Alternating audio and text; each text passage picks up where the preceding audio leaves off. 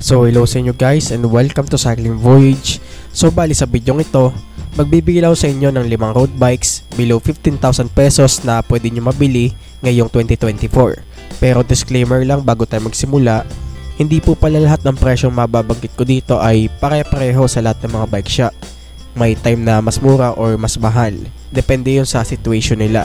Bali ang akin lang ay magbabanggit na rin ako ng mga presyo para at least may mga reference kayo. Dahil for sure ang mga mababanggit ko rin naman ng mga presyo ay hindi rin naman gano'n nagkakalayo sa mapagtatanungan nyo ng bike shop. So okay, simulan na natin.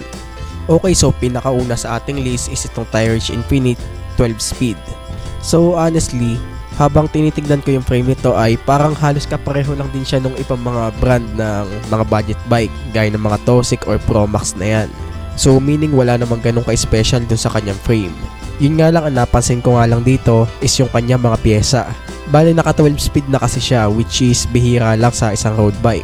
Tapos yung crankset niya is naka hollow tech na rin, which is good. Dahil mas magaan kasi ito kung ikukumpara mo dun sa mga square type. Dahil usually yung crankset kasi napaka square type, which is magkasama na yung crank at saka yung bottom bracket, is mas mabigat pa sa isang buong hollow tech crankset. Kaya napakalaking plus points nito. And yung ibang mga pyesa nito is gawa na rin sa alloy gaya ng frame at saka yung kanyang fork. Alloy na rin yung kanyang cockpit set gaya ng handlebar, stem at saka seat post. Tapos naka 2x12 naman yung kanyang setup. And by the way, yung brand nga pala nung kanyang drivetrain is SMAC. Di ko alam kung anong klaseng brand to pero ayun. Tapos yung kanyang presyo naman is 15,500 pesos. Although medyo lagpas doon sa itinakda nating price point pero hindi na rin naman ganun nalalayo. Tsaka malay mo maka-discount ka pa. So pangalawa naman sa ating list itong Tosic Aero D. So D ibig sabihin nun disc brakes. Dahil meron kasi itong isang variant na naka rim brakes lang eh. Although maraming road bike enthusiasts nun nagsasabi na mas preferred pa rin daw talaga nila yung rim brakes dahil mas magaan kung i-compare sa disc brakes. Tsaka mas less kasi yung maintenance nun, which is yun, nagme-make sense din naman. But anyway, ayun nga, naka aerodynamic frame na rin siya, meaning ito yung klase ng frame na usually ginagamit sa mga competition. Since bladed nga yung kanyang frame, mas kaya nitong hatiin yung hangin eh. Kumbaga, hindi siya alam mo yun, hindi siya naitutulak basta-basta ng hangin. Unlike do sa ibang medyo may kakapalan na kapag humangin na malakas ay kaya kang itulak pabalik. Although kung pakiramdaman lang ay hindi natin siya basta-basta makaramdaman. Pero kapag nasa competition na tayo ay ramdam na ramdam natin yan. So yun, pagdating naman sa kanyang pyesa, bali naka 2x9 setup ito na Sensa Ignite yung kanyang drivetrain. 1132T yung kanyang cassette, tapos 5034 naman yung kanyang chainring. So bali hollow tech na rin nga pala yung kanyang crankset, which is pansin ko lang na baka maging standard na rin ito sa mga road bike. Kasi like I said, ayun nga, mas magaan siya kung i-compare mo sa square type. Dahil doon naman talaga ginawa ang road bike para maging magaan. Tapos yun, aluminum alloy na rin naman yung karamihan ng kanyang pyesa gaya ng frame, fork, ganun na rin yung kanyang cockpit set.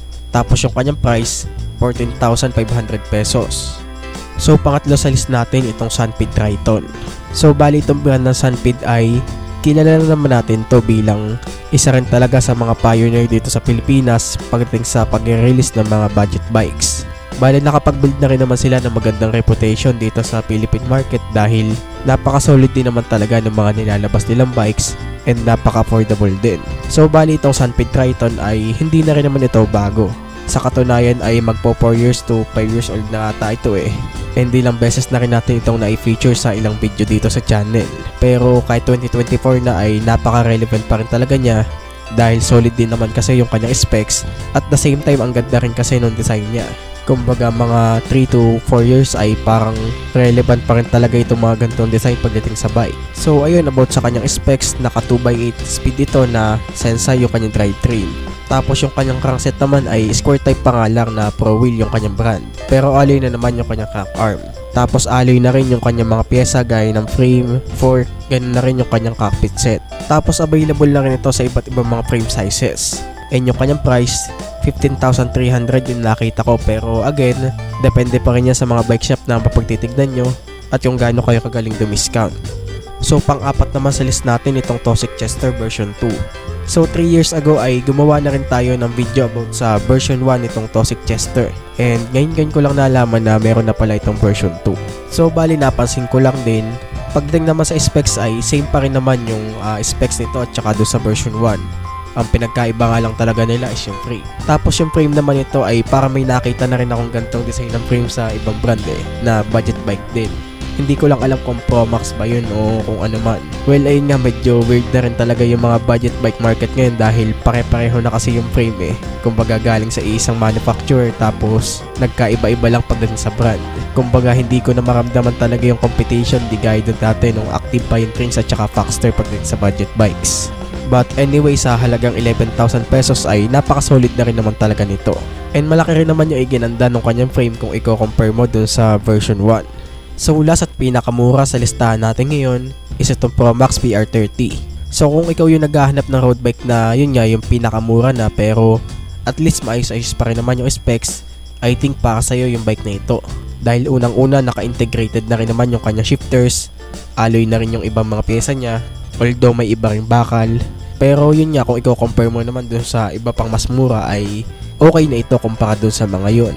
Kumbaga kung hindi ka naman ganun kabatak talaga sa pagbabike, hindi naman magiging problema sa'yo yung kanyang mga pyesa. So bali yung price nga pala niya is 8,300 pesos which is yun, napakamura na.